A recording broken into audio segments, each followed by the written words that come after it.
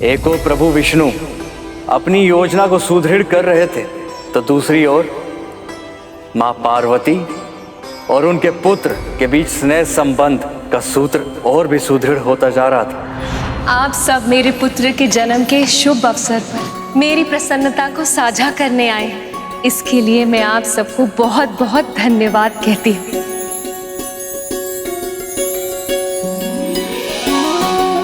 परंतु आप अब ये बताइए कि मेरे पुत्र के लिए कोई उपहार लाए हैं या फिर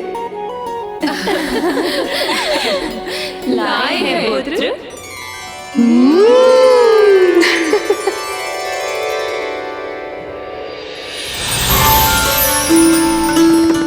पुत्र, ये सारे वस्त्र आपके लिए हैं। इसमें से जो प्रिय लगे उसे चुन लो।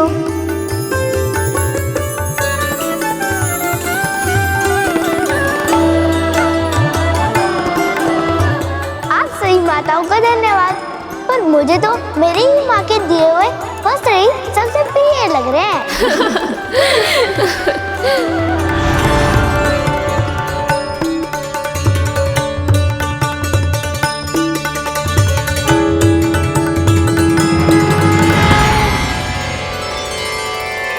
फूलों का श्रृंगार रूप सज्जा के लिए आवश्यक होता है पुत्र। स्वयं चुनो, इनमें से कौन से पुष्प सबसे अधिक प्रिय हैं तुम्हें।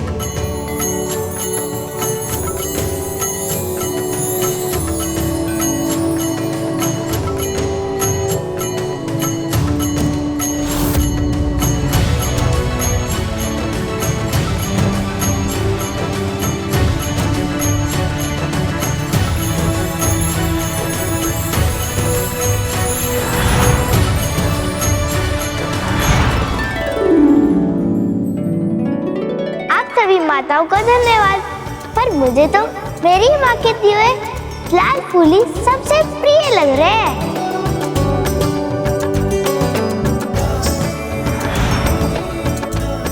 सखियों, पुत्र को ज्ञात है कि सखी पार्वती क्या उपहार देने वाली है, और उस उपहार के सामने ये हमारा उपहार का चुनाव कभी नहीं करेगा। इसलिए क्यों ना हम कुछ ऐसा करें जिससे कि पुत्र को ज्ञात ही ना हो कौन सा उपहार किसका है।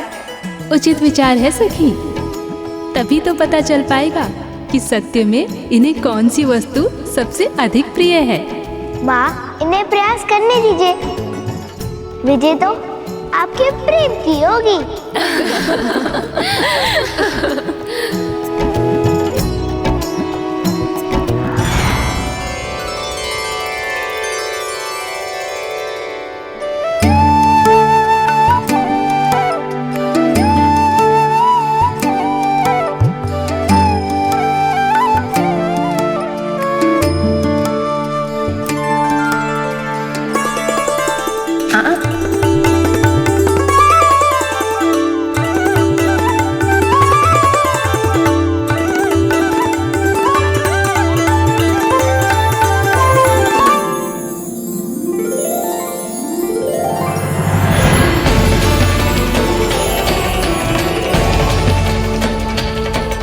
ये तो पकवान की सुगंध है।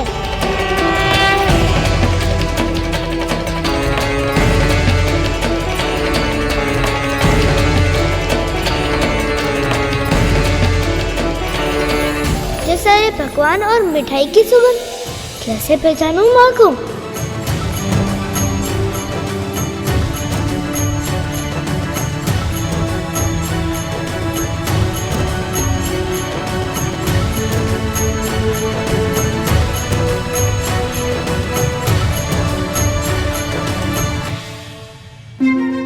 हलवा,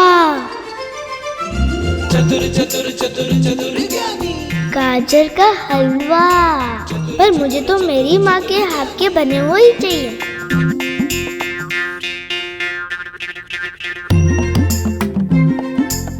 मखाने की खीर, अवश्य माँ लक्ष्मी की होगी, लेकिन माँ कहाँ है? लड्डू।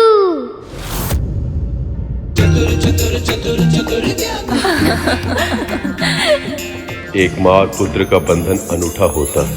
आंखों में पट्टी बांधकर पुत्र गणेश को माँ पार्वती का आभास हो गया था। जैसे एक नवजात शिशु अपनी माँ का स्पर्श पाते ही चुप हो जाता है, वैसे ही बाल गणेश के लिए माँ का स्पर्श, उनकी भेंट, उनका आदेश सर्वोपरि था। मान गए पुत्र तुम्हें। तुम्हारी माता के साथ तुम्हारे संबंध सूत्र सच में बहुत प्रगाढ़ हैं। या कहना चाहिए कि तुम अपनी माता के भक्त हो। आप सब जो भी रहे, पर एक सत्य ये भी है कि मुझे बहुत जोर से भूख लगी है और आप सबने जो उपहार दिए उसे मैं व्यर्थ थोड़ी ना जाने दूंगा। सब कुछ खाऊंगा मैं। बस बस पुत्र, अब तू विश्राम कर ले, थक गया होगा। नहीं माँ, मैं आप सबके साथ समय व्यतीत करना चाहता हूँ।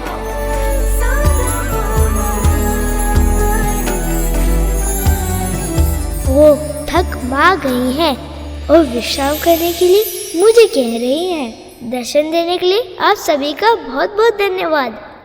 पर अब मेरी माँ को विश्राम करने की आवश्यकता है।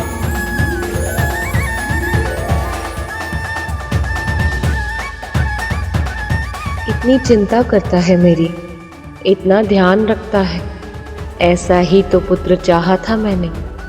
मेरी इच्छा पूरी हो गई, परंतु प्रभु को हमारे पुत्र से मिलाने की प्रतीक्षा नहीं की जा रही मुझसे। कैलाश में देवी पार्वती को लग रहा था जैसे इस पुत्र ने जन्म लेते ही उनके सब दुख हर लिए। और उधर पाताल में प्रभु विष्णु गजासुर के सामने महादेव और देवी पार्वती का प्रसंग सुनाकर महादेव को गजासुर के उदर से निकालने का प्रयास कर रहे थे। शिव की पीड़ा असहनीय थी। प्रिया से अनंत बिरहा की वेदना उनके तन के कण कण से क्रोधाग्नि बनकर फूट रही थी। साक्षात मृत्यु नृत्य कर रही थी। मानो ऐसा लग रहा हो जैसे हर बीते क्षण के साथ प्रलय निकट आ रही। महादेव का संताप विनाश का उद्घोष बन चुका था। संसार का संहार होने ही वाला था। उन्हें रोकना आवश्यक था, किंतु किसी को यह आभास तक नहीं था कि इस असंभव कार्य को संभव कैसे बनाया जाए। तब संसार के संचालक विष्णु सामने आए और उन्होंने कुछ ऐसा किया जो अकल्पनीय था। क्या किया विष्णु ने? अपने सुदर्शन चक्र से उन्होंने देवी सती के मृत तन के 52 भाग कर दिए। वो 52 भाग भारतवर्ष के विभिन्न स्थानों पर जाकर गिरे, जिनसे बने 52 शक्ति पीठ। वही शक्ति पीठ जो देवी सती के प्रखर और प्रेम पूर्वक जीवन के ज्वलन स्मृति चिन्ह के रूप में आज भी विद्यमान है। उधर विष्णु के कल्पनातीत कार्य के बाद महादेव ने अपना तांडव तो रोक दी और उससे संसार की रक्षा भी हो गई, किंतु महादेव का हृदय अब भी शोक से व्याकुल था। सती के रूप में अपनी शक्ति, अपनी आत्मा खो दी थी उन्होंने, और उनके बिना अर्धनारीश्वर अधूरे थे। शिवा और शक्ति को तो मैंने भी अलग किया है, तो क्या संकट मेरे ऊपर भी आ सकता है? अब आप विश्राम कीजिए माँ। जिस तरह थोड़ी देर पहले तू भाग रहा था ना ताकि मैं तुझे पकड़ ना पाऊं, ठीक वैसे ही मेरी नींद भी भाग गई है तेरी मनमोहक बातें सुनकर। इसीलिए तू अब मेरी चिंता छोड़ और ये बता क्या करना चाहता है तू? गोद में आए विघन हरता। अच्छा, तो झूला झूलना है तुझे? आजा फिर। प्रेम लुटाती प्रथम आप बैठिए माँ। अरे से बनाती। अरे पुत्र तो तू है, झूला तो मुझे झुलाना चाहिए, तुझे बिठाकर, नहीं तो तू थक जाएगा ना। आपकी सेवा करके मैं थक जाऊं, ऐसा कभी भी नहीं होगा। नारायण नारायण, आपका पुत्र तो बहुत ही विलक्षण है माँ। ये तो केवल आपके ही सुख के बारे में सोचता रहता है। प्रणाम देवर्षि। प्रणाम देवर्षि। आ गया। बहुत ही उचित समय पर आए हैं आप। आप शीघ्र ही इसे आशीर्वाद भी दे दीजिए। अवश्य माँ।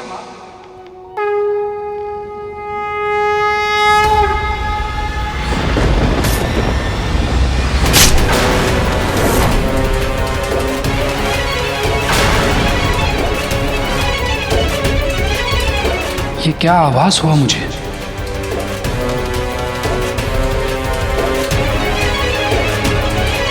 मुझे वरदान दीजिए कि मेरी मृत्यु केवल उसी के हाथों हो पाए जिसका जन्म केवल और केवल माता से हुआ हो, जिसके पिता ने स्वयं उसका शीश काटकर पुनः जोड़ा हो।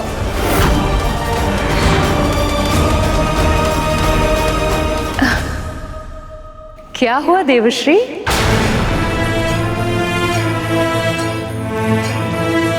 माँ को कैसे बताऊं कि मैं इनके पुत्र को दीर्घायु होने का आशीर्वाद क्यों नहीं दे सकता?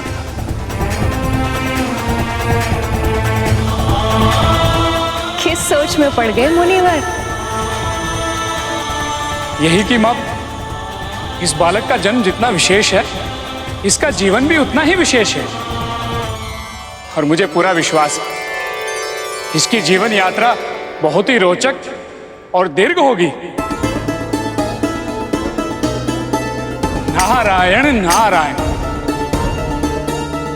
आप क्षमा कीजिएगा मां, मुझे जाना होगा।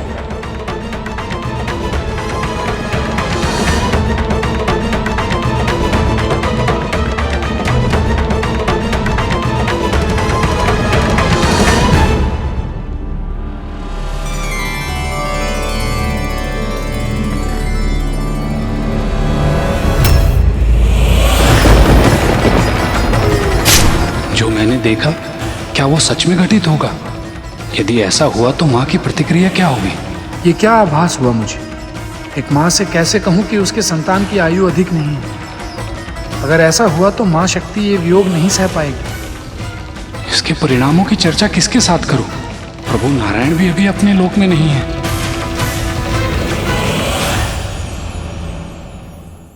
देवऋषि नारद की यह चिंता उचित थी, क्योंकि उन्हें यह आभास था कि गजमुखासुर की मृत्यु की पहली शर्त केवल यही बालक पूरी कर सकता था, क्योंकि उसका जन्म केवल मां से हुआ था। किंतु उसकी मृत्यु की दूसरी शर्त को पूरा कर पाना अभी संभव नहीं था, क्योंकि उनका सिर हाथी का नहीं था, और जब तक महादेव गजासुर के उदर में थे ऐसा हो पाना भी संभव नहीं था। आपके कहने का अर्थ यह है गुरुदेव, यदि महादेव गजासुर के उदर में रहते तो संसार संकट में आ जाता, और यदि बाहर आ जाते तो उनके पुत्र के प्राण संकट में पड़ जाते। फिर क्या हुआ गुरुदेव? मां पार्वती अपने पुत्र पर आने वाले संकट से अनभिज्ञ थी। वहां प्रभु विष्णु महादेव को मुक्त कराने का कठिन प्रयास कर रहे थे। जैसे विक्षिप्त हो गए ऐसे अपनी प्रिया की स्मृति में खोकर जोगी बनकर वन वन भटकने लगे। उनके कष्टों की अधिकता देवगणों के मन में शूल बनकर चुभ रही थी। वो जानते थे कि संसार को भोलेनाथ अब तभी मिल सकते हैं जब भोलेनाथ को एक बार फिर से प्रेम मिल जाए। ऐसे में देवी सती का पुनर्जन्म हो देवी पार्वती के रूप में। ओम नमः शिवाय, ओम नमः शिवाय। पर प्रेम के मार्ग में अवरोध तो आते ही। महादेव और उनकी प्रिया को फिर से एक होने में कई वर्ष लगने वाले थे, क्योंकि अपने संताप से भीतर ही भीतर जलते शिव शांति की खोज में तपस्या में लीन हो गए थे। ऐसे में पार्वती ने अपने स्वामी को प्राप्त करने के लिए तपस्या करने का निश्चय किया, पर उनकी मां मैनावती ये नहीं चाहती थी कि उनकी सुकोमल पुत्री इतना भीषण तप करे। पार्वती ने तपस्या में पहले भोजन छोड़ा और केवल पतियों पर निर्वाह करने का निश्चय किया, और बाद में उन्हें भी छोड़ दी। और इसी के कारण उन्हें उनका दूसरा नाम मिला, अपर्णा, अर्थात वो जो पर्ण या पतियों का भी सेवन ना करे। किंतु इतनी भीषण साधना करने के बाद भी वो महादेव का ध्यान तोड़कर उनके हृदय तक नहीं पहुंच पाए। देवों के देव महादेव और माँ पार्वती सचमुच प्रेम का आदर्श स्वरूप है। एक दूसरे के साथ देने के लिए, एक दूसरे के साथ रहने के लिए इन दोनों ने कितना कुछ सहा है। और जब जब ये एक दूसरे से दूर रहते हैं, इस संसार पर बहुत बड़ी विपदा आ जाती है। तुमने सही कहा गरुड़। उस समय भी महादेव और माँ पार्वती दोनों फिर से एक दूसरे से दूर थे। उन दोनों को ही आभास नहीं था कि कितना बड़ा संकट उनके पुत्र की ओर बढ़ रहा है।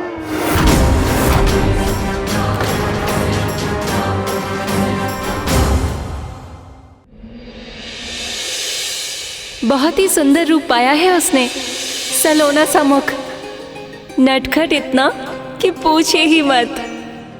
उसके हृदय में अपनी माँ के लिए इतना सम्मान, इतना प्रेम, इतनी भक्ति कि संसार की कोई भी माँ उस पर बलिहारी जाए। मैं सच कह रही हूँ स्वामी, उसे एक बार देखते ही कोई भी व्यक्ति अपनी सारी चिंताएं भूल जाए। इतना मनमोहक है वो पार्वती नंदन। बस कीजिए देवी, और मत बताइए उस बालक के बारे में। आपके वर्णन मात्र से ही उस बालक को देखने की इच्छा हमारे मन में और प्रबल होती जा रही है।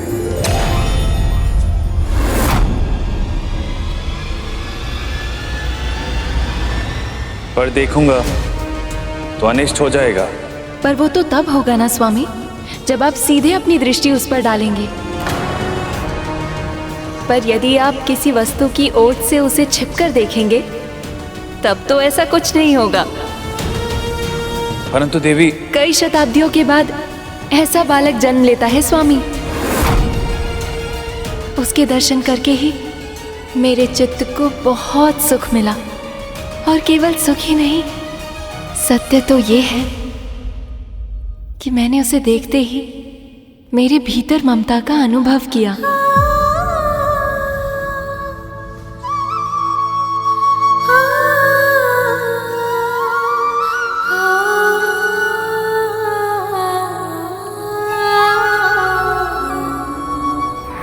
माँ,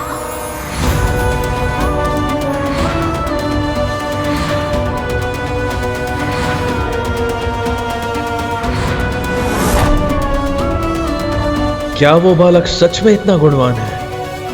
अब तो उनके समक्ष जाकर उसे देखना ही होगा मुझे।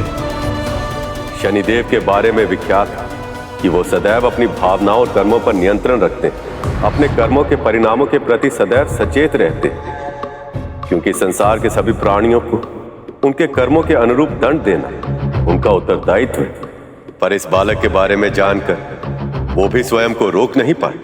किंतु जिस शनि की दृष्टि से सारा संसार बचता है, वह स्वयं बाल गणेश की एक झलक के लिए कैलाश की ओर बढ़ रहे। किंतु नारद अभी भी गणेश को देखकर भविष्य की चिंता में थे। वो दृश्य विधाता की किसी बड़ी योजना का भाग है या फिर अनिष्ट का संकेत?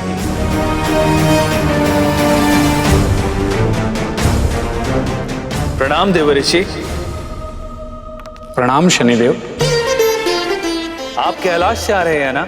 क्या माँ पार्वती का पुत्र सच में बहुत विशेष है? वो संसार के सभी बालकों के गुणों को अपनी कल्पनाओं के सांचे में ढालकर उसका सृजन किया है माँ ने। वो मनमोहक है, सम्मोहक है, मधुर वाणी, विशाल आंखें, लंबी लंबी भुजाएं और उत्तम विचारों की मूर्ति है वो। इस पूरी सृष्टि में भला उस बालक से अधिक विशेष और कौन हो सकता है? देव ऋषि की बातों ने मेरा संकल्प और भी दृढ़ कर दिया। धन्यवाद महर्षि। नारायण नारायण।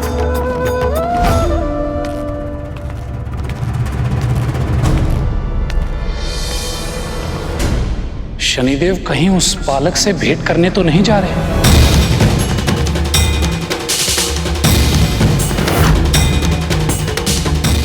क्या उस बालक पे सच में कोई संकट तो नहीं आने वाला है?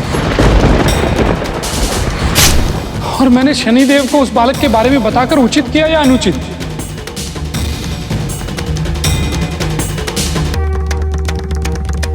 नारायण नारायण। मुझे ये आभास क्यों हो रहा है कि समय का चक्र बहुत तीव्र गति से घूम रहा है और बहुत सारी घटनाएं एक साथ अनेक स्थानों पर आकार ले रही हैं। ये स्थिति कोई सामान्य स्थिति नहीं हो सकती। निश्चित ही कुछ बहुत बड़ा होने वाला है। पर क्या